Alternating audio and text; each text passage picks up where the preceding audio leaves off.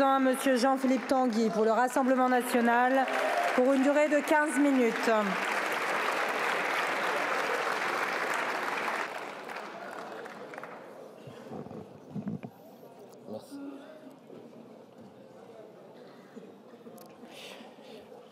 Madame la Présidente, Monsieur le Premier ministre, chers collègues, Monsieur Bayrou, Clémenceau avait pour usage de dire que quand il voulait enterrer un problème, il fallait créer une commission. À vous entendre, je crains que vous n'ayez enterré votre gouvernement mort-né à force de le submerger de conférences, de comités, de commissions, de gros machins, de pitubidules qui ne régleront rien, sinon multiplier les bureaucraties que vous avez condamnées. Quelle déception, Monsieur Bayrou, je dois le dire, car le 5 décembre 2024, la censure du gouvernement Barnier avait pourtant tout d'un événement historique.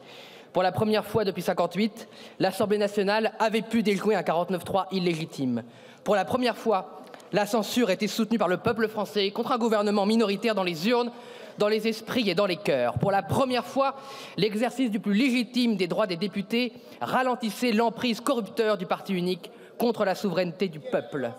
Enfin, se manifestait la rupture historique que nos concitoyens avaient voulu aux élections européennes et législatives en soutenant massivement Marine Le Pen et Jordan Bardella.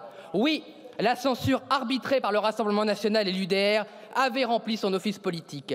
Nous avons protégé les Françaises et les Français en retournant contre vous les alliances cyniques, manipulatoires et antidémocratiques que vous aviez commises avec la gauche extrémisée pour barrer la route à notre victoire écrasante de 11 millions de voix. La censure, oui, a interdit au macronisme.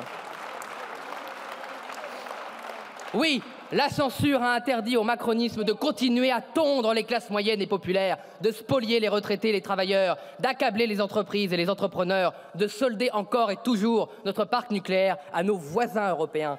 Si vos manipulations électorales ont réussi, sans doute pour la dernière fois, à faire barrage à la volonté du peuple au nom de l'oligarchie, nous, le Rassemblement national, avons fait enfin barrage à l'oligarchie au nom du peuple.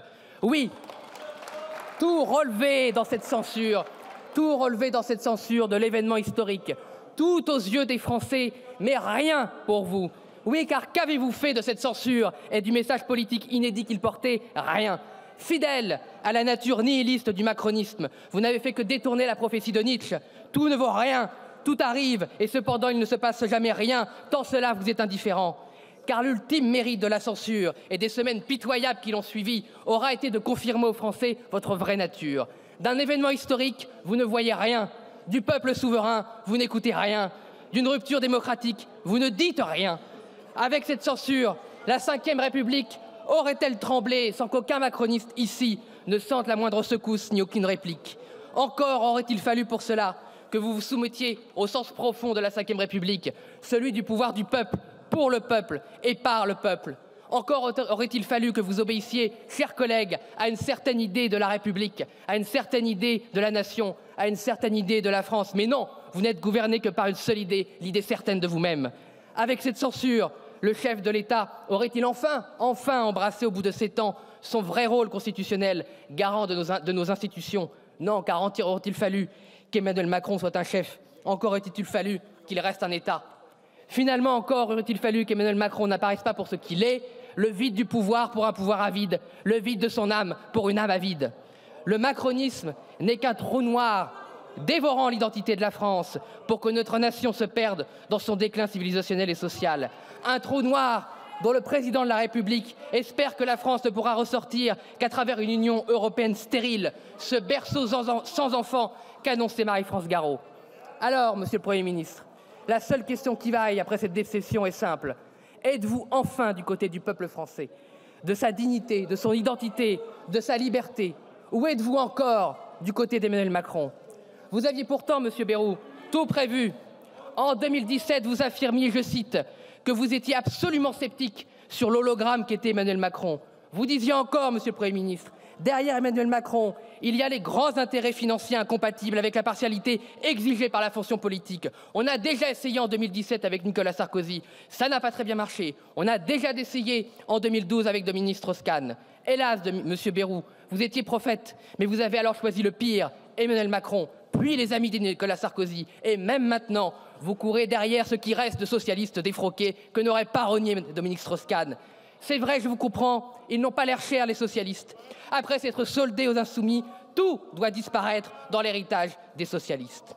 Au terme de 7 ans d'erreur, enfin, allez-vous choisir le meilleur des biens après avoir choisi le pire? Nous pensons pourtant, Monsieur Berry, que vous en êtes capable, car la famille de pensée que vous représentez, les chrétiens démocrates, a les valeurs nécessaires au sursaut. Nous n'oublions pas que le MoDem a toujours défendu en parole et souvent en acte une démocratie saine et pluraliste, une moindre injustice sociale et fiscale, une vision fraternelle et humaniste pour notre pays. Vous avez, par le passé, eu la force de dénoncer les oligarques du régime, le pillage des biens publics, comme la privatisation des autoroutes. Vous avez, avant d'autres, dénoncé la ruine de l'État, la spoliation des classes moyennes et des entrepreneurs, le tonneau des Danaïdes de la bureaucratie. Il serait injuste, Monsieur Bayrou, de ne pas porter ces combats à votre crédit. Mais il serait d'autant plus impardonnable qu'aujourd'hui, alors que vous avez le pouvoir en main, vous ne mettiez pas ces principes au bénéfice de la nation. Hélas, à écouter votre discours ce jour, mes espoirs sont rachitiques. Dans l'attente de votre décision de rompre avec le macronisme, une large majorité de nos compatriotes ont tiré leurs propres conclusions de leur désillusion. Vous n'avez pas d'état de grâce. À peine 20% des Français soutiennent une action qui n'a même pas commencé, car ils craignent déjà qu'elle n'ait que trop duré. La France et nos concitoyens tiennent et avancent debout malgré vous, en dépit de vous, et même aujourd'hui contre vous. Hélas, nos compatriotes ne se détournent pas seulement de la Macronie. Ils se demandent si la France aujourd'hui dispose encore d'un État capable de les protéger. Pourrait-on leur donner tort? Pourrait-on les donner tort face à la tragédie de l'ouragan Chigo et de la tempête Dikiledi? Existe-t-il encore, Monsieur le Premier ministre, à Mayotte, un État? Oui, nous croyons au Rassemblement national qu'il existe, à travers les fonctionnaires, à travers les agents, les soignants, les enseignants, les forces de l'ordre, les élus locaux. Cet État existe à travers les 2 admirables députés de Mayotte, notre sœur de combat, députée Rassemblement national, Ancho Bamana, mais aussi notre collègue Lyotte, Estelle Youssoufa. Ce sont 2 parlementaires éminemment courageuses qui portent haut les valeurs de la France. Toutes et tous sont l'honneur de notre pays, un honneur à la hauteur de l'amour des Mahorais pour notre nation, français par le cœur, par la volonté et par l'histoire depuis 1841. Et vous, macronistes, qu'avez-vous fait de cet amour? Faut-il insulter notre pays, vouloir l'humilier, le submerger comme le régime comorien pour mériter votre respect? Faut-il des émeutes, des violences, des crachats sur les valeurs de la République pour avoir le respect d'un pouvoir indigne de la France? Les Mahorais, en réalité, ressentent le même mépris que tous les honnêtes gens sur nos territoires, cette immense douleur de l'abandon, de l'injustice et du désordre. Face à la pire des tragédies, vous continuez avec votre gouvernement de mentir encore dans votre discours sur la population à Mayotte. Vous mentez avec des visites Potemkin, vous mentez avec des annonces médiatiques rassurantes pour l'Hexagone, mais qui dissimulent en réalité la détresse, la tragédie que vivent les Mahorais. Vous mentez sur tout à Mayotte, sur l'électricité, sur les vivres, sur l'eau, sur l'école, sur les soins, sur la sécurité, sur la submersion migratoire et même, c'est sans doute le pire, sur la gravité du bilan humain de cette catastrophe. Comment, encore aujourd'hui, la 6e puissance mondiale n'est-elle pas capable de dire aux Françaises et aux Français combien nous devons pleurer de morts à Mayotte? C'est inacceptable qu'au bout d'un mois, cette situation soit encore celle-ci. Aucun Français, ailleurs sur le territoire, n'accepterait de savoir combien nous sommes endeuillés, combien nous devons pleurer de disparus français. Nous n'acceptons pas, Monsieur Bayrou, ces mensonges d'État, ce plan au rabais que vous avez proposé et ces promesses jamais tenues. Nous n'acceptons pas que le contrôle total de l'immigration, la suppression du droit du sol à Mayotte et la destruction définitive des bidonvilles ne soient plus le préalable à tout véritable plan de redressement pour l'île. Force est de constater qu'en réalité, seule Marine Le Pen aura la détermination d'appliquer l'égalité républicaine à Mayotte. J'ai nommé la priorité nationale, seul principe à même de restaurer un ordre juste et de bâtir un avenir pour toute la France. Notre exigence de fraternité, de solidarité et de dignité envers Mayotte est une ligne rouge. Si elle n'est pas scrupuleusement respectée, le groupe Rassemblement national vous censurera. Pour le reste, les lignes rouges que notre groupe avait fixées avec Marine Le Pen et Jordan Bardella n'ont pas varié. Elles n'ont d'ailleurs jamais varié et elles ne varieront pas. Nous n'acceptons pas que se poursuive et s'aggrave l'effondrement régalien de la France, cette submersion migratoire et l'ensauvagement de la société qui a fait bien trop de victimes. Les titres ronflants de grands ministres d'État n'y feront rien si la politique que vous menez ne change pas de dimension. Bien sûr, les mots de Bruno Retailleau sont les nôtres. Parfois même, ils débordent avec Gérald Darmanin sur notre droite, avec les excès de zèle des nouveaux convertis ou des réminiscences de votre lointaine jeunesse. Les actes réels ne suivent hélas pas.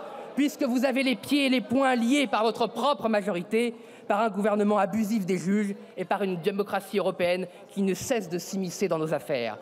À ce titre, la pitoyable mascarade de l'expulsion ratée de l'agent de haine d'Oualem est une humiliation de trop. Elle a la même cause que la prise d'otage que constitue l'enfermement abject de Boualem Sansal et avec lui de ces idées lumineuses qui devraient, elles, être le véritable lien avec le grand peuple algérien. Mais quel respect pourriez-vous espérer des gérontes du régime d'Alger, vous, avec Emmanuel Macron, qui alternait en 2017, en quelques mois, l'éloge de la colonisation, puis l'insulte à notre histoire en prétendant que la France avait commis des crimes contre l'humanité? Qu'espérer comme respect quand un ancien ministre de l'Intérieur, si devant garde des Sceaux désormais, allait poser une gerbe bleu-blanc-rouge devant la stèle du FLN qui a assassiné tant d'innocents? Croyez-vous, Monsieur Bayrou, que vous serez plus respecté en copiant le programme de Marine Le Pen, à savoir enfin dénoncer les accords de 1968? Même sur un tel sujet, ceux qui insultaient le Rassemblement national se soumettent à nos diagnostics, puis à nos solutions. Dans l'ordre, la soumission de M. Wauquiez, de M. Philippe et maintenant de M. Attal.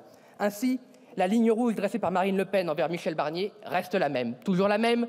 Nous exigeons une vraie loi de contrôle sur l'immigration, une vraie politique contre la sécurité, une vraie diplomatie qui fasse respecter la France. 3 sujets dont plus personne, à part les fanatiques de gauche, n'ose dire qu'elles ne sont pas intimement liées. Reste la mère des batailles parlementaires, le budget et donc le financement de toute votre politique, ou votre inertie en l'occurrence. Vous vous accrochez à tous les tabous qui font depuis 50 ans, tous les budgets sont déficitaires. À quel moment pouvez-vous sérieusement penser que des résultats différents viendront de la même politique? Le tabou de la submersion migratoire, évidemment. À ce titre, votre obsession à défendre l'AME à tout prix, alors qu'il existe sur ses rangs une majorité pour la remplacer par une aide médicale d'urgence, confirme au fanatisme immigrationnisme.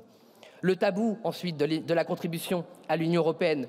Le tabou, il lui est lié, de la facture énergétique et du marché européen de l'électricité. Le tabou du coût délirant de la bureaucratie.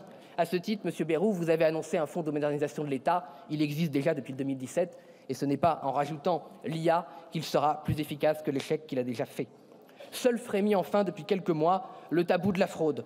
Une autre victoire bien maigre des mesures proposées par le Rassemblement national. Nos lignes rouges, donc, M. Bayrou, demeurent.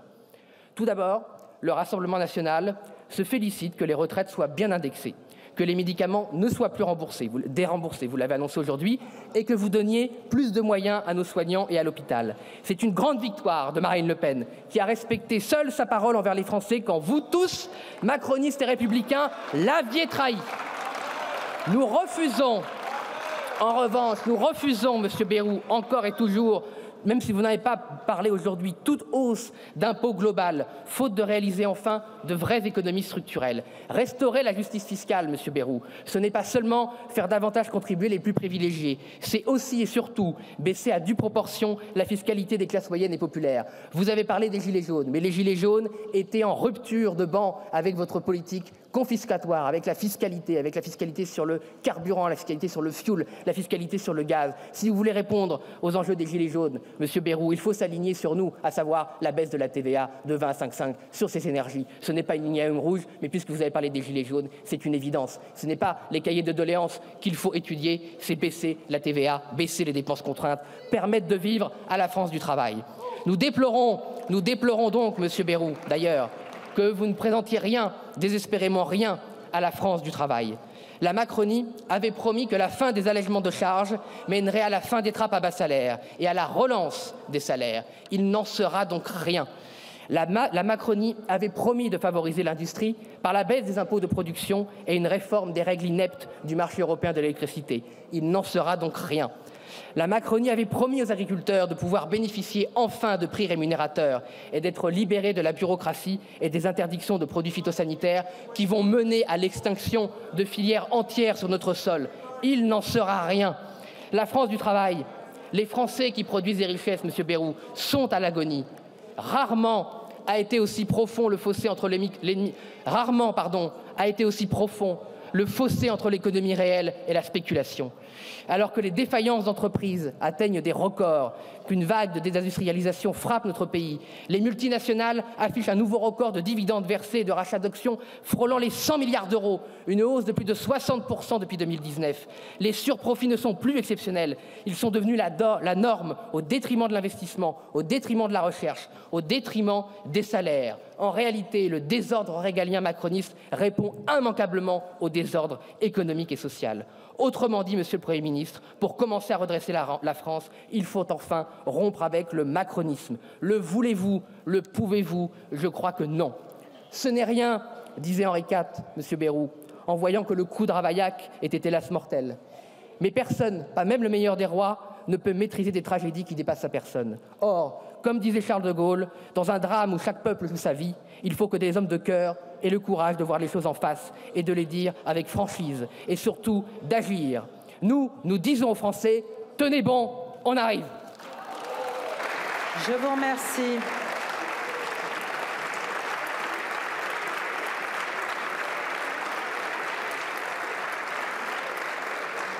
La parole est à présent à Monsieur le Président Gabriel